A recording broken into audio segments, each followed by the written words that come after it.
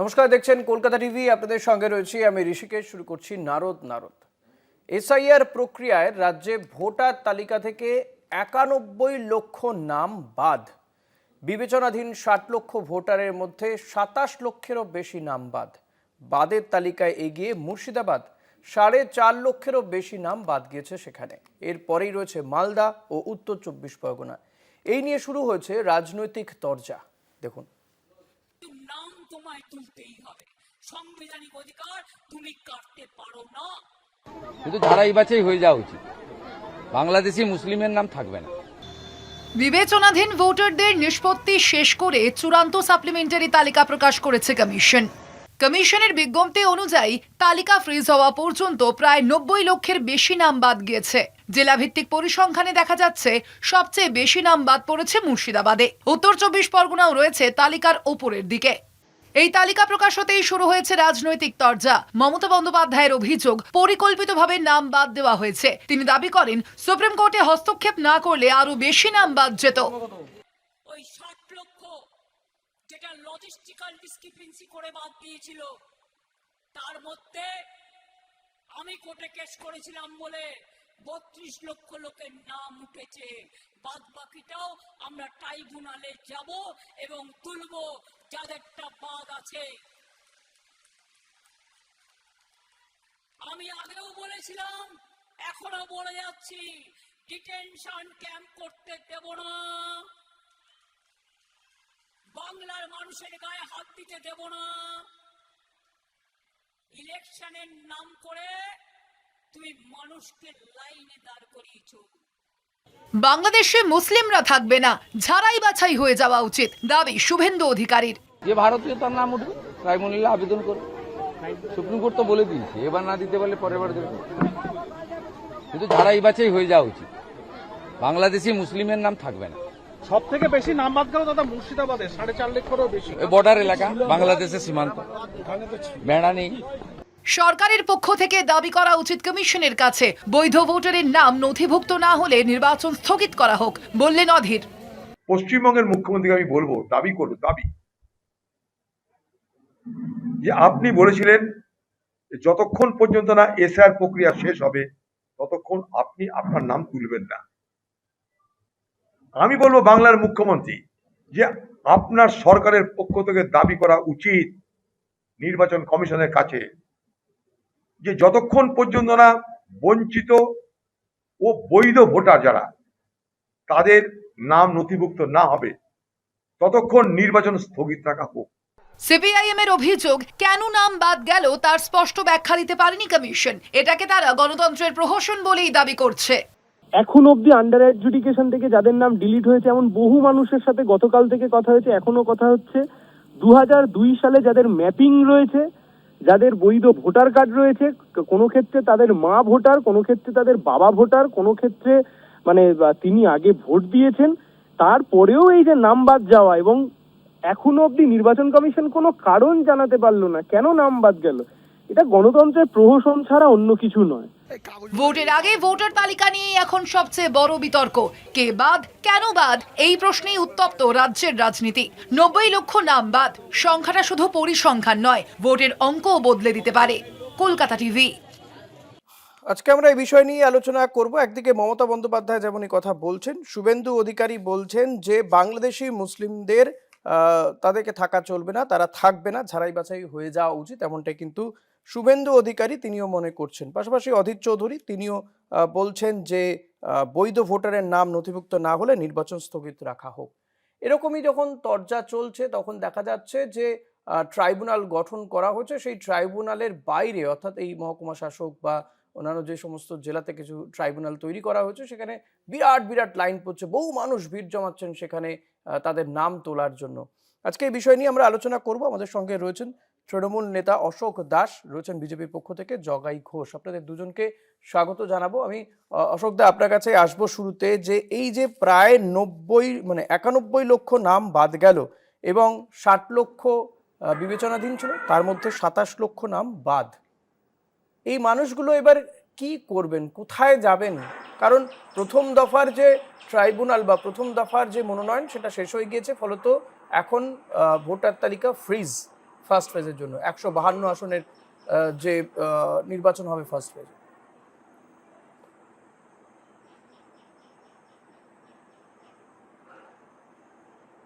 এই এই কাণ্ড কারখানা যা চলছে এতে স্তম্ভিত সারা বাংলা, সারা দেশ, সারা পৃথিবীর মানুষ।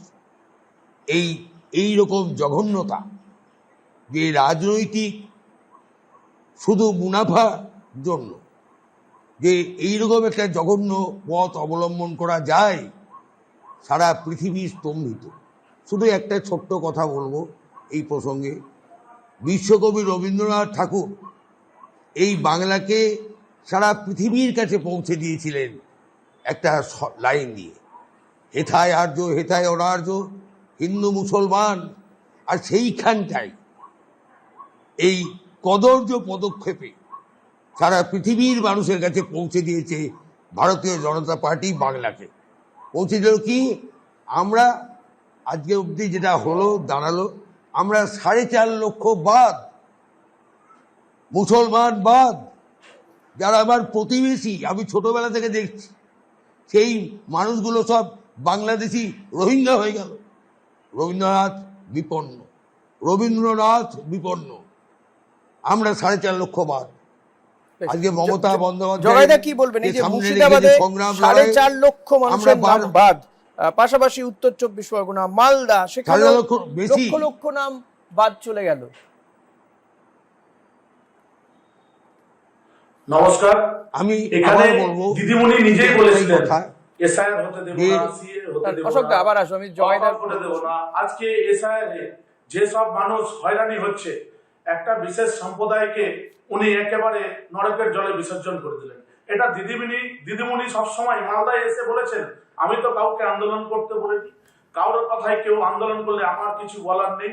আজকে এসআইআর এ সুপ্রিম কোর্টের নির্দেশে প্রত্যেকটা ব্লকে বিচারককে পাঠানো হয়েছে। সেই বিচারকরা প্রত্যেকটা জনসাধারণের ডকুমেন্টস ভেরিফিকেশন করে দেখছে, যাদের ডকুমেন্টস হয়েছে তাদের নাম উঠেছে। জগাইদা, এই যে আপনি বলছেন যে এই যে যারা জুডিশিয়াল অফিসার ছিলেন তাদের বিচারের কথা আপনি বলছেন, কিন্তু আমরা তো দেখতে পেলাম জল জ্যান্ত 2জন কংগ্রেস প্রার্থী, তাদেরও নাম এইভাবে বাদ গিয়েছিল। তারা ট্রাইব্যুনালে অ্যাপিল করলেন, তারা প্রার্থী হবেন। এটা শুনে ট্রাইব্যুনাল তাদের রায়টা, সুপ্রিম কোর্টের বক্তব্য শুনে তাদেরকে দ্রুত বৈধতা দিল। কলকাতা হাইকোর্টের প্রাক্তন প্রধান বিচারপতি টি.এস. শিবজ্ঞানম তিনি তো ছেড়ে দিলেন তাদের দুজনকে। তার মানে এই যে বিচারক যারা জুডিশিয়াল অফিসার, তাদের কাজেও কোথাও গন্ডগোল রয়েছে, সেটা তো একদম চোখে আঙুল দিয়ে দেখিয়ে দিলেন টি.এস. শিবজ্ঞানম, তাই নয় কি অশোক দা? না, তাদের কাজে বাধা দেওয়া হয়েছে, তাদের কাজে বাধা সৃষ্টি করা হয়েছে। কে বাধা দিয়েছে দাদা? বাধাটা কে দিল? তাদের কাজে বাধা কে দিল? এই বাধাটা কে দিল বলুন তো? আপনারা দিলেন, তৃণমূল দিল, বাম দিল, কংগ্রেস দিল, কে দিল বাধা? বলি জগাইদা শেষ করুন, অশোক দা আসুন, অশোক দা আসবো, প্লিজ এখানে টিএমসির বড় বড় প্লিজ শুনুন। একজন বিচারককে গাড়ির মধ্যে, রাস্তার মধ্যে আটকে রেখে আন্দোলন করা যায়? এটা কোথায় সংবিধান রয়েছে? গোটা ভারতবর্ষে বলতে দিন শুধু চলছে। বিচার বিভাগীয় আধিকারিক যারা, তাদেরকে ওই আন্দোলনের জন্য তারা এতগুলো নাম বাদ দিয়ে দিলেন নাকি? তার আগে থেকে তো বাদ যাচ্ছিল ধাপে ধাপে। বেশ, অশোক দা বলতে দিতে হবে, প্লিজ। না জগাইদা, বেকার আপনি এই অজুহাতটা কিন্তু মানা যায় না, আপনি অযৌক্তিক অজুহাত দিচ্ছেন। অশোক দা শুনুন, আমি মান্যতা দিয়ে না, ওই আন্দোলনের জন্য মালদার মোথাবাড়ির আন্দোলনের জন্য 27 লক্ষ নাম বাদ যেতে পারে না দাদা। জগাইদা, 27 লক্ষ মানুষের নাম বাদ যেতে পারে না ওই আন্দোলনের জন্য 27 লক্ষ মানুষের নাম বাদ যেতে পারে না। ডকুমেন্ট দেখে তাহলে দুজন কংগ্রেসের নেতা তারা বৈধতা পেলেন কি করে? দেখানোর সুযোগ দেওয়া হতো। ট্রাইব্যুনাল এত দেরি করে তৈরি হলো কেন? এত দেরি করে ট্রাইব্যুনাল তৈরি হলো কেন, যেখানে মানুষ তাদের বিচার পাওয়ার সুযোগটাই বঞ্চিত হলেন? তো এই চিৎকার করলে হবে না অশোক দা, চিৎকার করলে হবে না। বেশ, অশোক দা বলুন, আসবো জগাইদা, আবার আসবো আপনার কাছে। জগাইদা প্লিজ। হ্যালো, আবার এই চিৎকার করলে হবে না। নানান অজুহাতে নাটক করতে করতে ট্রাইব্যুনাল অবধি পৌঁছে দিয়ে মানুষকে বিপর্যস্ত করে এই সমস্ত যে গল্প হচ্ছে মানুষ ধরে ফেলেছে। মমতা বন্দ্যোপাধ্যায়, আবার বলছি, একাই 100, বাংলার মানুষ এই অন্যায় বরদাস্ত করবে না। হিন্দু মুসলমানের মধ্যে যে প্রাচীর তৈরি করে বাংলাকে ভাগ করা, কিন্তু অশোকদা মমতা বন্দ্যোপাধ্যায় কি বাংলার মাটি, মমতা বন্দ্যোপাধ্যায় কি এই যে 27 লক্ষ মানুষের নাম বাদ গেল, আমি যদি রাফলি ভাবি, আমি যদি ভাবি 100 জনেরও নাম হয়তো বৈধতা পেতে পারতো, তাদেরকে কি বাঁচাতে পারলেন মমতা বন্দ্যোপাধ্যায়? তারা কি বৈধতা পেলেন? অশোকদা, কি হচ্ছে, এটা কি হচ্ছে? আমার বক্তব্য, এসব কি হচ্ছে? মানুষকে এত মূর্খ, এত বোকা বিজেপি পার্টি, তারা ভাবছে মানুষ মূর্খ। আপনাদেরকে দায়িত্ব নিয়ে বলছি, শুনুন,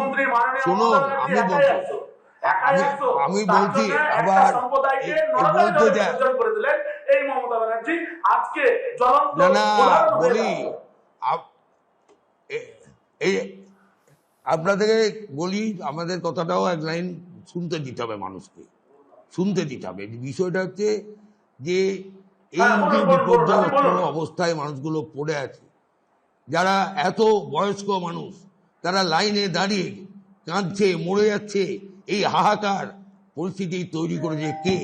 ভারতীয় নির্বাচন কমিশনারকে সামনে রেখে এইভাবে একটা বর্বর রাস্তা ধরে বাংলা দখলের যে ষড়যন্ত্র তারা করেছে, তার বিরুদ্ধে রায় 4 তারিখ মিলিয়ে নেবেন।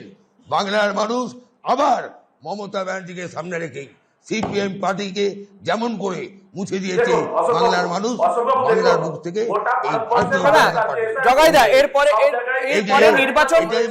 যে নির্বাচনটা হবে, তার মনে হয় যে ফ্রি অ্যান্ড ফেয়ার নির্বাচন হবে। এটাই মমতা ব্যানার্জি নির্বাচন হবে এতগুলো মানুষকে বাদ রেখে। What is Mamata Banerjee? তার উত্তর, না, আপনারা তো এসআইআর পর্বে বারবার বলেছেন একজন বৈধ ভোটার যেন বাদ না যায়। তারা হাতে নাতে পেয়ে যাবে, কে বৈধ কে বৈধ নয় এটা দেখার লাস্ট সুযোগ ছিল ট্রাইব্যুনাল। শেষ সুযোগ তো ছিল ট্রাইব্যুনাল।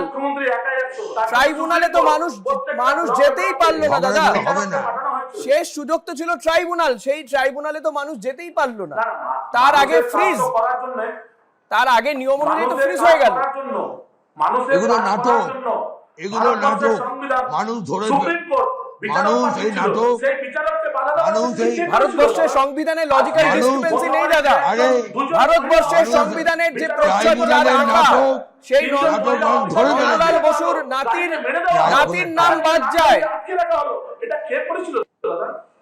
জগাইদা, ভারতবর্ষের সংবিধানের যে প্রচ্ছদের যা আঁকা, যার আঁকা নন্দলাল বসুর নাতির নাম বাদ যায়। আপনি সংবিধানে কথা বলছেন, সংবিধানে লজিক্যাল ডিসক্রিপেন্সি নেই? দেশে অন্য কোথাও লজিক্যাল ডিসক্রিপেন্সি নেই? বলুন, আমি বলুন, শুধু একটা লাইন বলছি, শুনে রাখো। একটা লাইন হচ্ছে না, একটা লাইন। বিজেপি কি করে জড়িত হলো এখানে? বিজেপি কি করে জড়িত হলো? সুপ্রিম কোর্টে কে গেছিল? কোন রাজ্যের মুখ্যমন্ত্রী গেছিল? মুখ্যমন্ত্রী বলছেন সুপ্রিম কোর্টে গিয়েছেন বলে, সুপ্রিম কোর্টে গিয়েছেন বলে এই এত 60 লক্ষর মধ্যে মুখ্যমন্ত্রী বলছেন, জগাইদা, সুপ্রিম কোর্টে গিয়েছেন বলে 60 লক্ষের মধ্যে 27 লক্ষ বাদ গেছে, নাহলে আরো বাদ যেত, 60 লক্ষ হয়তো বাদ যেত। মুখ্যমন্ত্রী বলছেন সুপ্রিম কোর্টে গিয়েছেন বলে অন্তত প্রায় একটা কথা বলে রাখি, নাম উঠেছে।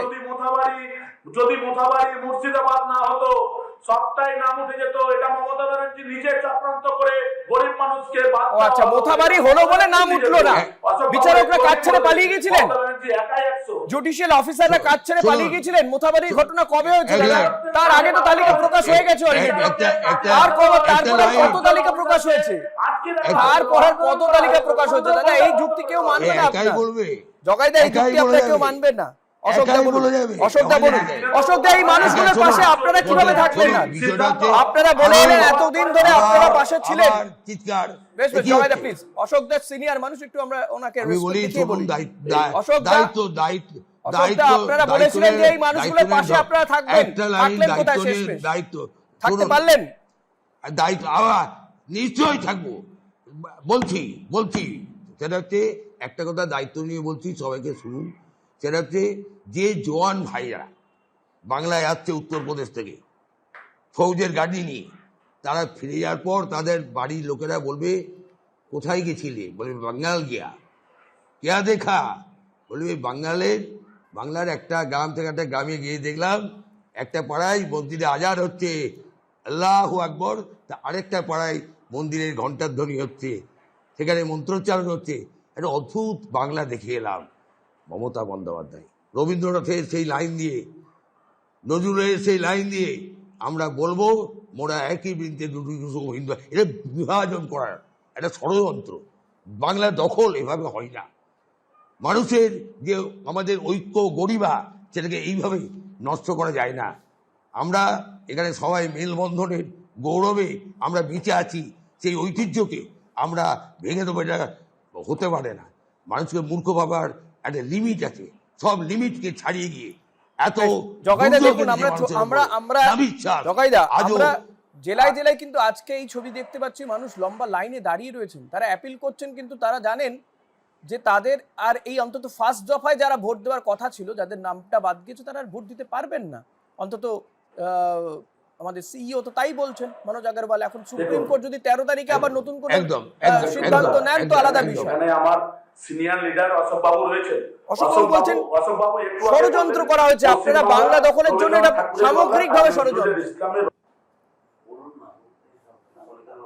না না না না, এটা কোনো ষড়যন্ত্র নয়, এটা ষড়যন্ত্র নিজে মাননীয় করেছেন। আজকে গোটা ভারতবর্ষকে জানিয়ে দিলেন যে পশ্চিম বাংলার একটি মুখ্যমন্ত্রী, সেই নিজে একটা সম্প্রদায়কে এই কিছুদিন আগে মালদায় বৈষ্ণবনগরে সভা করতে এসে বলেছিলেন যে কে আন্দোলন করতে বলেছিল, আর উনি নিজে বলেছিলেন যে আমি এসআইআর হতে দেবো না, সিএ হতে দেবো না, অকাপ হতে দেবো না। আজকে কেন পশ্চিম বাংলার একজন মুখ্যমন্ত্রী হয়ে উনি ড্যান ড্যান করে পশ্চিম বাংলা ছেড়ে সুপ্রিম কোর্টে গেলেন? সুপ্রিম কোর্ট হঠাৎ করে অর্ডার দিল, ব্লকে ব্লকে বিচারক বসালো, বিএসকে এর মাধ্যমে পঞ্চায়েতে পঞ্চায়েতে। সুপ্রিম কোর্টে যাওয়াটা কি অন্যায় হয়েছে? সুপ্রিম কোর্টে যাওয়াটা অন্যায় হয়েছে? সুপ্রিম কোর্টে কেউ বিচার চাইতে যাওয়াটা অন্যায়? জগাইদা যুক্তি চাই, যুক্তি। সুপ্রিম কোর্ট কি অন্যায় স্থান? সুপ্রিম কোর্টে মানুষ কি অন্যায়, সুপ্রিম কোর্টে মানুষ অন্যায় করতে যায় না বিচার পেতে যায়? জগাইদা, মানুষ সুপ্রিম কোর্টে বিচার পেতে যায় না অন্যায় করতে যায়? ভোটাধিকার, রাইট টু কাস্ট, আমি আপনার কথা শুনেই তো প্রশ্ন করছি, সুপ্রিম কোর্টে মানুষ কি করতে যায়? সুপ্রিম কোর্টে তো মানুষ চায় ভোটাধিকার। বিচারের জন্য যায় সুপ্রিম কোর্ট, মানুষ তো বিচার পেতে যায়, তাহলে বিচার পেতে যাওয়াটা অন্যায় হয়েছে? বিচার চাইতে যাওয়াটা অন্যায় হয়েছে? তাহলে আপনি বারবার করে বলছেন কেন যে সুপ্রিম কোর্টে গেছেন, সুপ্রিম কোর্টে গেছেন? মমতা বন্দ্যোপাধ্যায় তো বলছেন যে সুপ্রিম কোর্টে গিয়েছেন বলে 33 লক্ষ নাম উঠে গেল, সেগুলো বাজছে তো। সেই কাজের বাধা সৃষ্টি করেছে, মানে সুপ্রিম কোর্ট বাধা দিয়েছে? আপনি তার মানে বলছেন সুপ্রিম কোর্টের ডিসিশন ভুল ছিল? আপনি বলছেন সুপ্রিম কোর্টের ডিসিশন ভুল ছিল? জুডিশিয়াল অফিসারদের দিয়ে সুপ্রিম কোর্ট কাজটা করিয়ে ভুল করেছে? জগাইদা, আপনি বলছেন সুপ্রিম কোর্ট তার মানে ভুল কাজ করেছে? সুপ্রিম কোর্টের ডিসিশন ভুল ছিল তো? আপনি বলছেন সুপ্রিম কোর্টের ডিসিশন ভুল ছিল? আপনি সুপ্রিম কোর্টের উপরে আপনারা এই কাণ্ডকারখানায় সুপ্রিম কোর্টের ডিসিশন ভুল ছিল আপনি বলছেন? হাসছে কারণ আপনি বললেন এই মাত্র সুপ্রিম কোর্টে গেল কেন? সুপ্রিম কোর্টের নির্দেশে জুডিশিয়াল অফিসাররা দেখছেন, তার মানে সেই সিদ্ধান্তটা ভুল ছিল।